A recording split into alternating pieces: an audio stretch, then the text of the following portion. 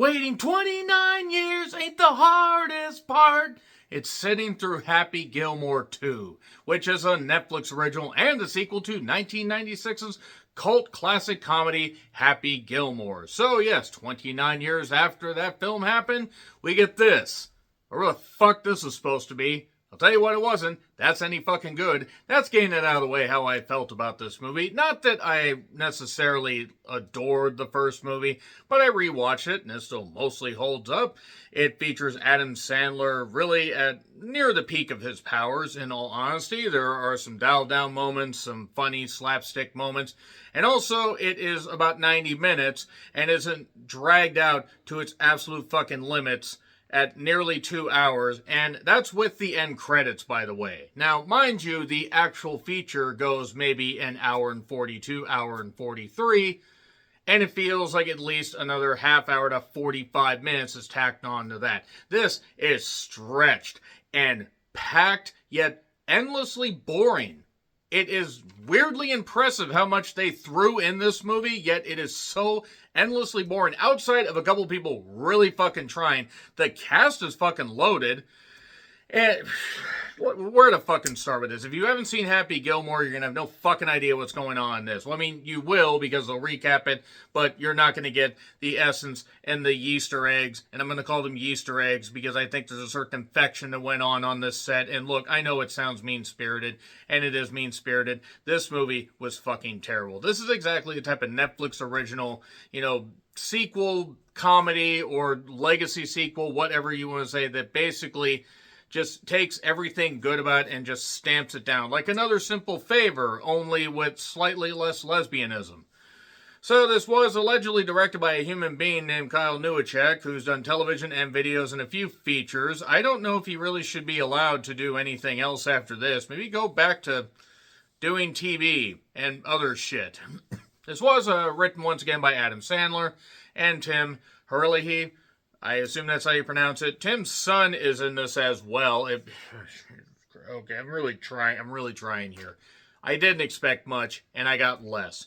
I don't think that the critical reviews were unkind enough to this. I am astonished by just how messy this was, how much it brings back legacy characters, and they originally wanted to have Carl Weathers be part of this. Unfortunately, his untimely death last year necessitated him being referenced and possibly another character being written in. And I will get into spoilers in a bit. Basically, the spoiler-free premise is Happy. Happy is kind of struggling with, a change in life. Not the change of life, even though that's what, many people go through. Men, not necessarily as much as women. I don't think men have menopause. I felt like getting menopause would be less painful than watching this, though. So yes, Happy doesn't golf anymore because of something, but must do so to send his daughter, Vienna, to Fair Verona, where we lay our scene. No, to Paris because she's really good at ballet. By the way, Vienna is played by one of his actual daughters. Another one of his daughters is in this. His wife is in this. Jesus fucking Christ, and I thought the Von Erichs were all about nepotism. Back when there were actual Von Erichs of the original clan, but there's just one left now. This is really putrid. This is unfunny. This is deeply unsettling for just how little actually is positive about this. Maxwell Jacob Friedman, yes, the AEW talent and pretty much the gold standard, not named Shelton Benjamin, of that company, is in this as one of the sons. And actually, he makes the most of his screen time. Becky Lynch is in this as well. I don't know why they bothered with that, because they didn't feature her much at all. They did have the incredibly gifted and incredibly gorgeous goddess that is Margaret Qualley, the daughter of Andy McDowell. But here's the thing. Nepotism when Sandler does it, nepotism when M. Night does it, at least Margaret has carved out her own niche. And one, she is very gifted at comedy. She's very good at drama. And also, she's a fucking smoke show, just like her mother. Julie Bowen makes a return as Virginia, briefly, very briefly. Christopher McDonald returns as Shooter McGavin. And Ben Stiller returns, because that's what the world was crying out for, is more Ben Stiller in 2025. Rob Schneider makes a brief cameo in this, because that's what the world was really crying out for, is that conservative crackpot piece of shit being involved in this. But he's very, very briefly shown in this. But You even have the original director, Dennis Dugan.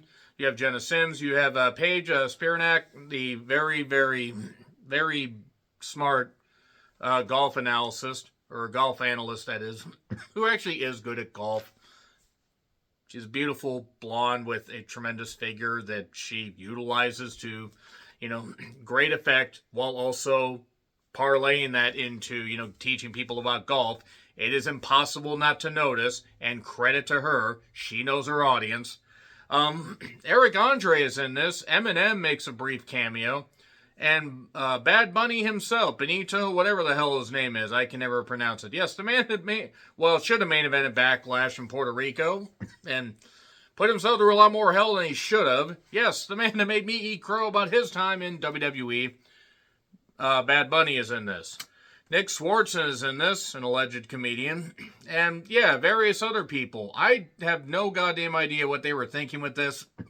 The throwback feel at first is fine. The recap's okay. Then the recaps kind of got a little bit annoying because Happy's trying to find himself and has a new mission to send his daughter to Paris.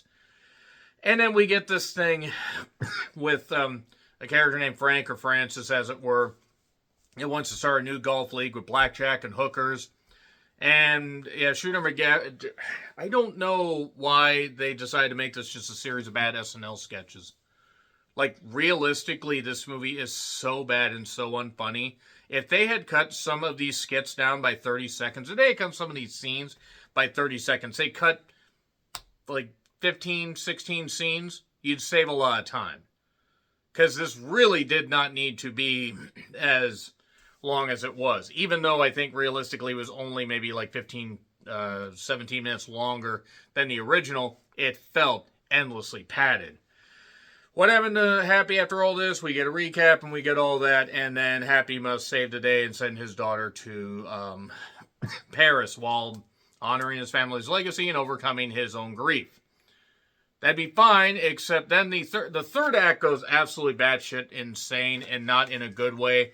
I have no idea why Haley Joel Osment was in this. The man has never grown up. It's hard to believe he has been in Hollywood for so long, and he's not even goddamn 40. But, yeah, we don't really get a whole lot to sink our teeth into that's anything good. It all kind of tastes bad, like a heaping helping of halitosis just entered our system, which is a running gag in this, emphasis on gag. This movie made me gag. I'm going to talk about what made me gag in the spoilers. So, yeah, it's on Netflix if you want to check it out, if you want to endure it and hate yourself like I do. Spoilers, there you go. So, 4 kids with Virginia, because he decided to meet Virginia with his meat. Har har. And then a Trojan sponsorship. There was a video game. Happy Gilmore 2 video game where you get in fights on the course. He hosted SNL a few times. Aha, get it. Because the SNL tie-in. Get it. And then he was still playing golf. His big old line drive, his ball ended up killing Virginia. And let me tell you right now, when your ball hits a blonde and it ends her life, you are going to think about what you're doing with your own life. I'm not going to tell you how I know about that, but until the cases are settled. But nevertheless. So he drank away the pain. She handled the finances, so they did lose the grandma's house. Via a lawsuit because he beat up some guy that was trying to repossess his Ferrari. And this is just terrible. This is a bad comedy. This is really, really bad. The guy, Francis, shows up, or Frank, whatever the hell his name was. Wasn't Sam. He didn't make the pants too long. Happy is working at a grocery store, throws the guy in the crabs after getting the cameras turned off. Vienna is really good at ballet. Her mother is her teacher, and yeah, if you send her to Paris, it's going to cost you $75,000 a year, but she's going to be really good. They're going to keep one of the spots open for her. At least MJF seemed to be enjoying himself here. I will say that. That's like the one positive. Me as a wrestling fan, he was Gordy. By the way, just in case you're wondering, he was the big old lad of the brothers. They clearly wasn't on the gas, but nevertheless. As long as it was with doctor's orders, because I don't want anybody getting hurt. And John Daly is also there. Yes, one time, long drive hitter. John Daly, notorious alcoholic, and I don't know what the fuck happened to him. At least what's left of John Daly was on this film.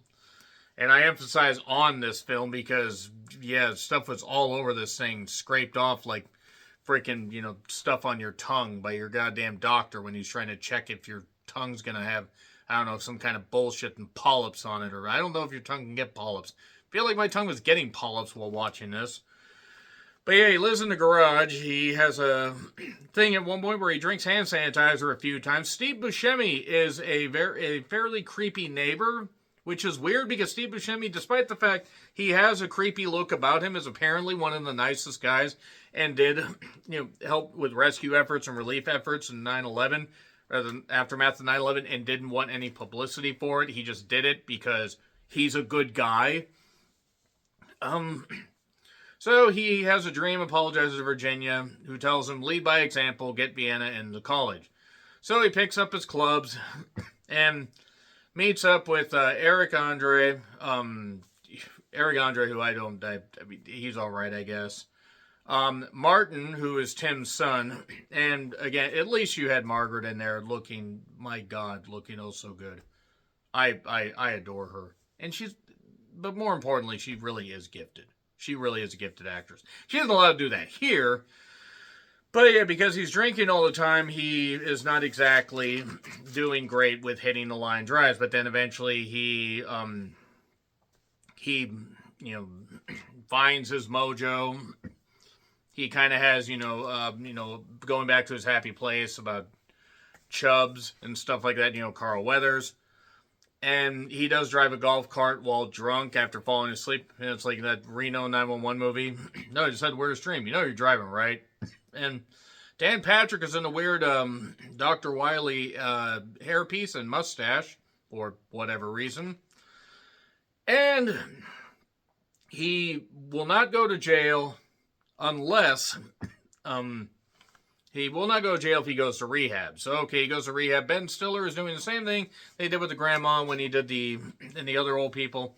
The quilting and the, using people basically to grift off the state or whatever. There's also a character named Charlotte that is one of Sandler's daughters. Why don't you just get all your kids in there, Adam? Why don't you just get all your kids in there? Adam Sandler seems like a really good guy and has done a lot of really good stuff and encouraged or basically held steadfast to get Julie Bowen in the movie, even though she was only in there for a bit and in some dream sequences. He wanted her in there when she thought they wanted to just cast somebody younger and hotter. I mean, she still looks good, don't get me wrong, but that is how Hollywood does it. But he held steadfast, and that speaks highly to the chemistry, camaraderie that they had on the first set. This is deeply unfunny is what I kept noting. Then there's this thing called Maxi Golf by Frank or Francis. He had pitched it to Happy before being thrown in the crap thing. And they have all these kind of goofy rules and weird obstacle course stuff. It's like Double Dare if Double Dare was really, really shit. And rewatching Double Dare is kind of shitty. So, the Paige cameo, my God, she looks great, doesn't she? And I'm not talking about Paige the wrestler because this Paige actually looks like, an actual person that takes care of herself and appreciates herself, unlike whatever the hell has happened to Paige the wrestler. A jukebox hero, and boy, I think this movie needed to be put in a jukebox and then sent over the goddamn side of a cliff. Get sober, get the cash. So things are going good. He's at a luncheon with some old teammates. Jack Nicholas is there. I thought he was dead. And then he basically is going to team up with some other people. There's some That's What She Said jokes that didn't work. And I know about That's What She Said jokes not working. But they got to compete against this Maxi Golf thing. Bad Bunny is a maitre d' or whatever. Maybe he's a waiter that offers bread. And then he gets fired by his boss. His boss is like a big old jock guy that apparently had been treating him like shit. We find this out in like one brief scene.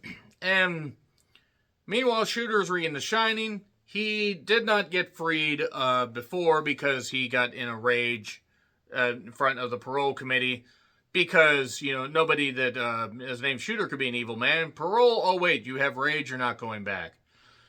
So, it turns out Frank got him released because he wants him to be the spokesperson and help tutor the people for Maxi Golf. Let's just say Shooter's not exactly on board with all this stuff, so he doesn't want to do it. And, Happy's doing great at golf, but then there's the old caddy that he beat up in the first one, or the one that he tackled because he didn't know he was his caddy, Will. Played by the same guy, I believe. And now Bad Bunny is his caddy because Bad Bunny got fired from being the breadwinner of his group. And, yeah, Rob Schneider there for whatever reason. His own daughter won't talk to him, and you know why? Because he's a freaking, crackpot piece of shit and deserves, quite frankly, to just melt away. I mean, look at Rob Schneider now, and look at, his track record as a film star. He hasn't exactly had a hit in a while, because he's not that funny. So, the family cheers him on. There's She Sells Sanctuary, that's really hard to say. That plays while Happy finds a new happy place. Haley Joel Osment as Billy, Don't Be a Hero. And basically, this play is happening on Mother's Day. So, can he handle it? Well, no. He ends up drinking again. And kind of shits the bed. I mean, he wins money, but more on that in a minute. And essentially, Shooter is being showered with affection, gifts, that kind of stuff by Frank. I would like to know who the redhead assistant was, that woman. Who was she? She was cute. So, it turns out that there was this, x-ray of this guy that had this shoe up his ass that used to hit a drive really far. And if you notice this x-ray, there's hip displacement from a go-kart, whatever, car accident or whatever the fuck it was. Well, it turns out Haley Joel Osment's Billy had the same goddamn surgery, so now he's shaped weird. I'm not making the joke, it's just right there, but nevertheless, I think they based Tusk around him. So, Shooter basically wants nothing to do with this because it's bad, it's bad for golf. Well, then he escapes by throwing hot coffee in Frank's eyes. Shooter visits Virginia's grave, apologizes, him and Happy get in a fight. Bob Barker's grave is there. And they get in a brief fight, but then they come to an understanding because Shooter's like, we may have had our issues. I feel like I should have had that career, but they're trying to ruin golf. And Chubbs' son, Slim, who is anything but, I guess is a joke, he's got a fake hand, but not from a gator, because he got his hand trapped in a vending machine. Not his hands trapped between two vending machines, because he's not Homer Simpson. He's not that funny. He looks about as realistic as Homer Simpson, but there we go. Steve Buscemi tries to join in on the family beating up the car to get it started, I guess. And then they start beating up Steve Buscemi, or chasing him down. And then we get to the Maxi Golf presentation, and I would really like to know what the pitch for this was. I think the movie had a $30 to $35 million budget, and at least a third of that must have gone to these freaking Double Dare Nickelodeon-style sets. Becky Lynch is here and barely gets to say anything. Becky looks good, and Becky's clearly having a blast, but whatever. The third act completely shits the bed. I mean, the movie already was going to need to be steam cleaned, pressure washed, and the house is probably going to need to be condemned. But now it's just to the point where the neighborhood's going to end up like the goddamn neighborhood in Barbarian, except for that one house, the House of Horrors. By the way, I can't wait to check out Zach Cregger's new film, Weapons. I felt like using some weapons on this movie at this point. And Eminem is Donald Jr., the one that kept saying jackass, because unfortunately the actor who played him, not Eminem, but the actor who played Donald passed away. Rest in peace. And why was the chorus on fire? Why was Rory McIlroy in this? There were a lot of goddamn moving parts. It's just none of it meant anything. But it was 7 holes and best of 5. But they played this stuff where it's like if the Animaniacs were not funny, but still allowed to design things, because basically what Maxi Golf is. And Maxi Golf, those are the faults. I don't have anything else. Shooter ends up helping them get within striking distance. But because Haley Joel Osment had that weird surgery where he shaped weird, he now can hit the ball extra far. But then Happy just uses good old-fashioned rage and manages to use the rage. And then we get to this wobbly green part where if you step on the side of it, your ball will fall down if your ball's on there because your ball won't be up top. Because when it slants, your ball's going to have issues. Trust me, I've heard about that. Why in the world is this movie so shit is what I kept pointing out. And the idea is Haley Joel Osment basically is not able to win, so now it's up to Happy. Now, if Happy sinks his putt, him and Bad Bunny are there, standing on the goddamn deal, balanced as perfectly as possible.